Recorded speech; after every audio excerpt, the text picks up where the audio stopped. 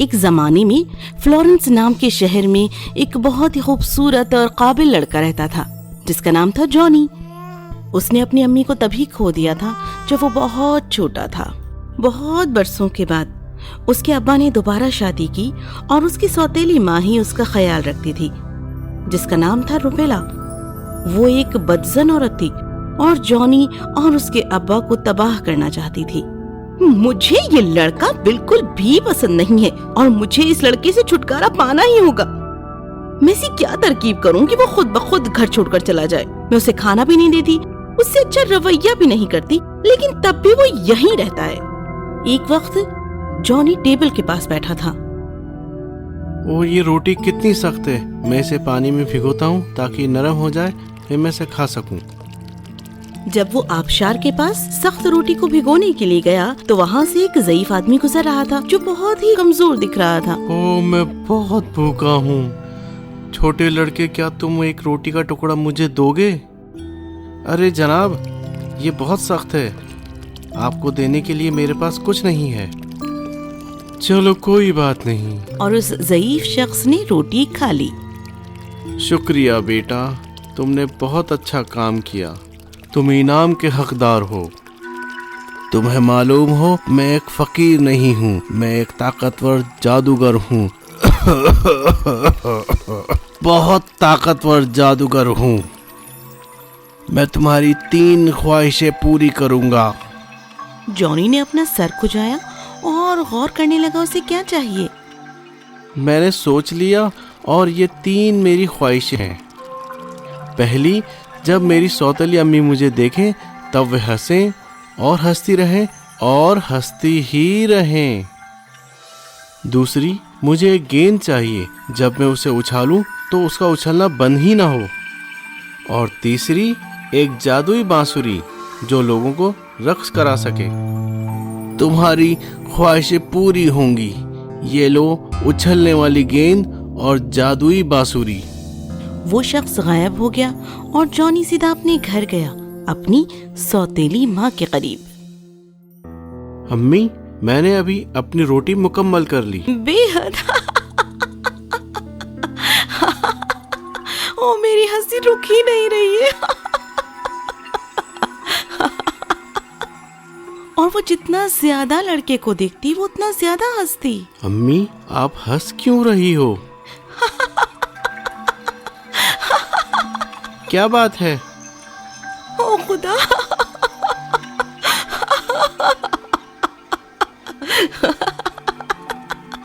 پھر اسے یاد آیا کہ اس کی خواہش پوری ہو چکی ہے۔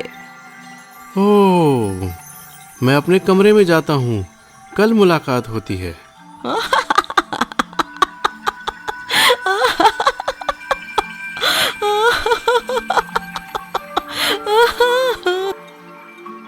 اور جیسے ہی لڑکا اپنے کمرے کی جانب گیا اس کی ہنسی رک گئی۔ یہ آخر کیا ماجرا ہے؟ میری ہنسی رک ہی نہیں رہی ہے۔ اب ہر دفعہ جب لڑکا اپنی سوتیلی امی سے ملاقات کو آتا تو وہ ہنسنے لگتی۔ وہ کچھ بھی نہیں کر پاتی، نہ وہ کھانا بنا پاتی، نہ وہ گھر کا خیال رکھ پاتی اور نہ ہی سو پاتی، بس ہنستی رہتی اور بس ہنستی ہی رہتی۔ کوئی تو ہوگا جو میری مدد کر پائے گا، ایسے حال میں تو میں زندہ ہی نہیں رہ پاؤں گی۔ اس نے کئی حکیموں کو دکھایا لیکن کوئی اثر نہیں ہوا۔ حکیموں نے مجھے دوائیاں تو دی ہیں لیکن ان کا کوئی بھی اثر نہیں ہو رہا ہے۔ اب آخر میری مدد کون کرے گا؟ میں جانتی ہوں، اب میں پہاڑی پر جاؤں گی۔ لوگ کہتے ہیں وہاں ایک جادوگر رہتا ہے اور وہ بہت ہی ہوشیار ہے۔ اس لیے اگلے دن وہ جادوگر کو ڈھونڈنے کے لیے نکل پڑی۔ تم پر کسی نے جادو کیا ہے؟ مجھے لگتا ہے میرے سوتیلے بیٹے نے۔ اس نے تم پر کوئی طلسمی الفاظ پھونکے ہیں، مجھے اس سے بات کرنے دو۔ اور جادوگر پھر آبشار کے پاس گیا جہاں اس نے لڑکے کو روٹی بھگوتے ہوئے دیکھا تھا۔ کیسے ہو لڑکے؟ کون ہو تم؟ میں تمہاری سوتیلی امی کی مدد کرنا چاہتا ہوں، مجھے جلدی بتاؤ تم نے ان کے ساتھ کیا کیا ہے؟ میں نے تو کچھ نہیں کیا ہے۔ گزشتہ دنوں تم کس سے بات کر رہے تھے؟ تم کیا کر رہے تھے؟ مجھے بتاؤ۔ آپ بہت سوال کر رہے ہو، میں تھک گیا ہوں. آپ کو یہ گیند نظر آ رہی ہے؟ اچھا، کیوں؟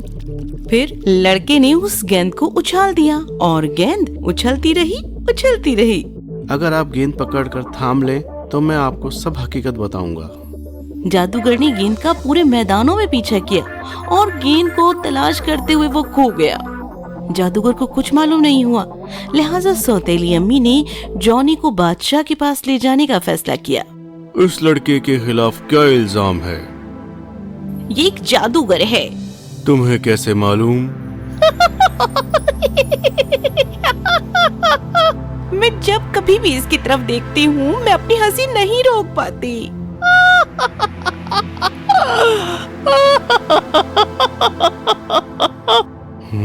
مجھے نظر آ رہا ہے تم مشکل سے بات کر پا رہی ہو. خیر، میں جلدی میں ہوں. لڑکے، تمہیں قید خانے جانا ہوگا. جیسا آپ چاہیں، لیکن قید خانے جانے سے پہلے میں بانسری بجانا چاہتا ہوں. جتنا چاہو بجاؤ. اور جیسے ہی جانی نے بانسری بجانا شروع کیا تو اس کی سوتیلی امی، دربار کے افراد، بادشاہ، سبھی ایسے ناچنے اور کودنے لگے جیسے ان کے پیروں میں کوئی اسپرنگ لگی ہو. خدایا، میں تو تھک گئی ہوں. میں یہ اور نہیں کر سکتا. خدا کے لیے رحم کرو. بادشاہ اگر مجھے وعدہ کرے کہ مجھے آزاد کر دیں گے اور مجھے میری سوتیلی امی سے دور رکھیں گے تبھی میں بانسری بجانا بند کروں گا. میں وعدہ کرتا ہوں. جیسے ہی لڑکے نے بانسری بجانا بند کیا، یک بیک سبھی نے ناچنا بھی بند کر دیا. اور رہی تمہاری سوتیلی امی کی بات تو اسے دور شہر میں جانا ہوگا جہاں سے وہ واپس نہیں آئے گی، تمہیں پریشان کرنے پھر سے کبھی نہیں. ارے شکریہ. اور بس اس کے بعد معصوم جانی آرام سے رہنے لگا، سکون کے ساتھ.